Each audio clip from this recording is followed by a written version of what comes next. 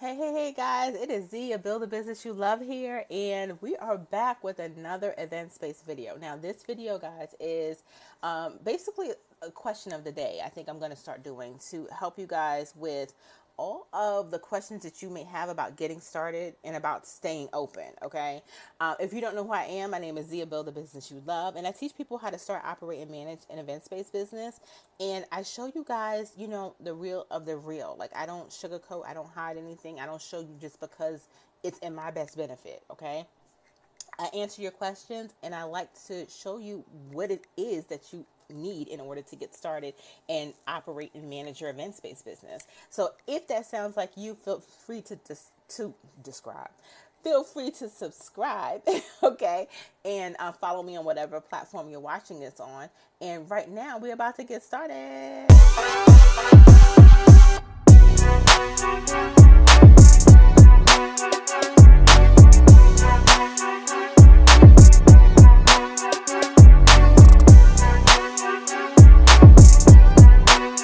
Okay, so this is the question of the day. The question of the day is, and I'm looking here because this is where my monitor is. Okay.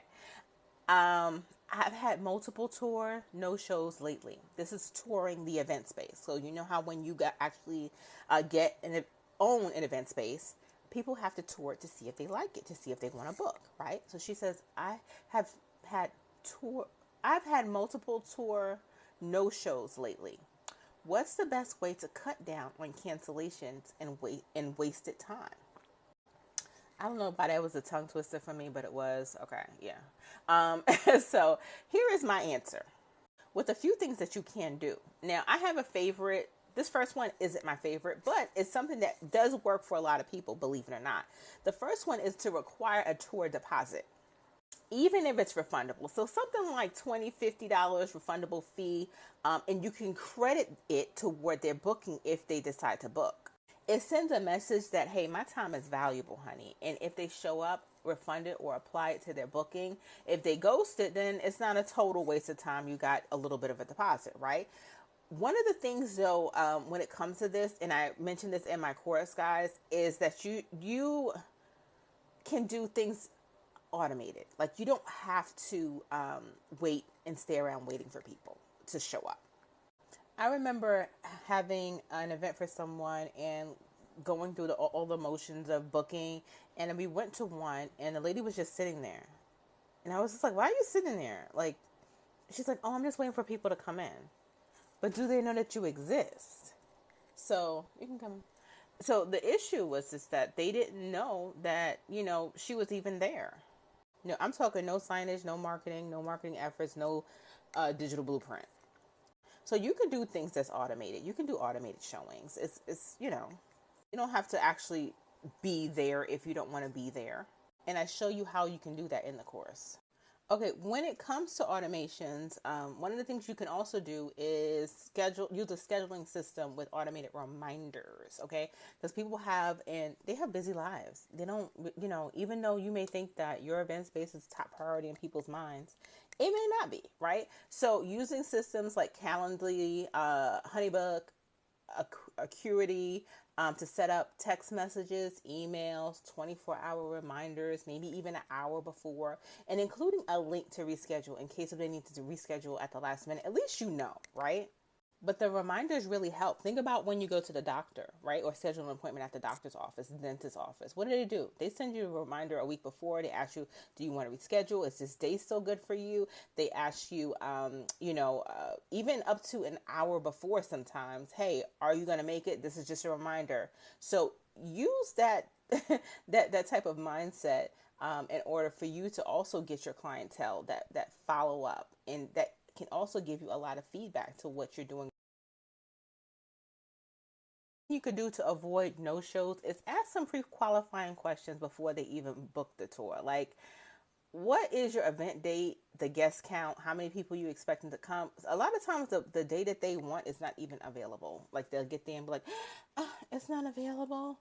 Know that before they get there. Like, sometimes you can't avoid it because somebody could book it right before they got there, and that has happened several times to me. But make sure that you have it in your contract that it's first come first serve. Okay. um also, know, and they should have an understanding what your costs and packages look like, right? It shouldn't be a complete, they shouldn't be blindsided by your the cost of what you have going on. Okay, they should have some understanding of what the prices and your packages at least look. This is going to help to weed the people out, and the ones who aren't serious or ready to book is going to help them to say, okay, well, this is not for me, or yeah, this is for me. Another thing you guys could do is pick tours only for specific days. This is what I used to do. I used to just have tours on like Tuesdays and Thursdays and maybe Sunday mornings, right? Before the church service that was there. You pick 1, 2, 3 days for tours and have time slots, like a window, and it creates boundaries so that you're not running back and forth for people who flake and trying to waste gas, and they might not even show up or book. Now, when you send out your emails and stuff like that, mention there that, once they sign the contract, mention what's required in order for them to bring what they need to sign the contract. And mention that, due to limited availability, a refundable tour deposit, if you guys decide to do a tour deposit, that, it, whatever parameters or boundaries or information that you decided to implement surrounding that, your do's and don'ts, make sure that whatever you decide to do, it's in the email. And here's a bonus tip for you guys, okay? A bonus tip for you guys is to send a 60-second video of yourself talking about the venue. Like, hey, my name is, thanks for scheduling a tour at this venue. Here's what to expect when you arrive. It helps to build a connection. It shows, that you are serious about your business, and it honestly gives them, it starts that communication process, right? It starts that know, like, and trust factor. So things like that are things that you can do to stop people from ghosting you when they schedule a booking tour. Check out the link to my events-based resources that includes a video as well as a freebie in order for you guys to get started. I have an affordable ebook and a course as well as a mentorship that's starting in July. All right, so be sure to check out some of my events-based resources that are affordable, and I do offer payment plans. Thank you guys so much for watching, and don't forget to subscribe to this channel.